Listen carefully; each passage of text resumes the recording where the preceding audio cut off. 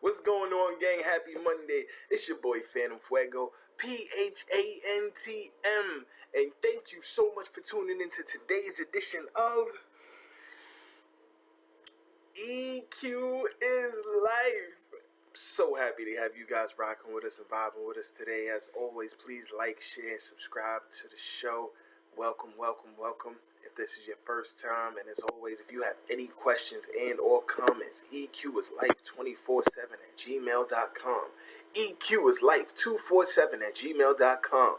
Coders, artists, people just throwing in questions, that is the place to get at us. That is the place to get at us. Speaking of which, dun dun dun dun dun dun dun dun dun dun dun. We have a winner. We have a winner. We have a winner. Congrats to Sebastian, all the way from Nepal. Yes, you heard me. All the way from Nepal. He sent in a question about frequency splitting. And we're actually going to dedicate the show today to Sebastian's question. What is frequency splitting? Well, when can I use that technique? Frequency splitting, one of my favorite things. Frequency splitting is the concept of taking a instrument and just splitting it up. It can also be done with a track that has a multitude of instruments in it. Now, what are the reasons for using such an approach? Well, if you have an instrument that's not really sitting the way you want to in the mix, or there are things you'd like to do to different areas of the instrument, you can literally split it up. Now, there are new plugins and hybrid plugins that will do some of these processes for you, but if you're a person that wants to be able to control this process physically yourself, you can do this right in your DAW. And let's look at an example of doing it using Swatch's track Broken.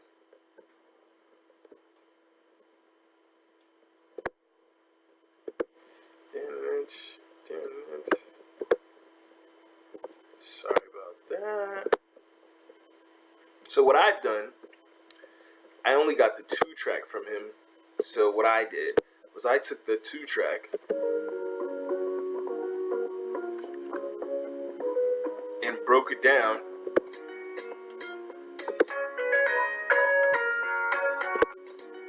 into 3 separate layers. I have a high layer, a low layer, and a mid layer. And I very simply did this by taking my favorite and your favorite, the 1-band equalizers, and setting them to frequency bands that correspond with one another. And when you do stuff like this, you always want to make sure you're checking your phase on the subsequent created tracks that you've duplicated and have these frequencies going on, and so you're making sure you're not having any type of phasing issues.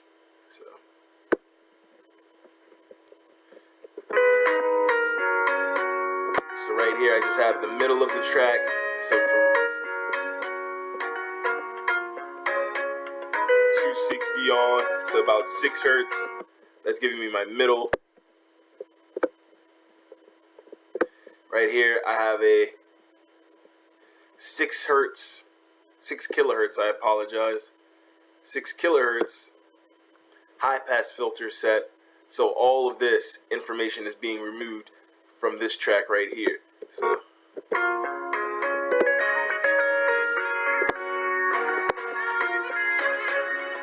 here are all my middle information, all my high and my low.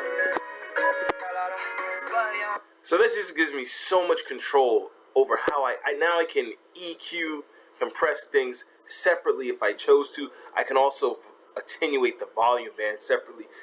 Kind of similar to a plugin that Waves has called Center. I could do a thing like have the sides at a higher volume while my middle of the track is at a lower volume, creating more space for the lead vocal. You hurting about you, bam bam. Yeah, your body, you. Oh, yeah, girl, bam bam bam bam.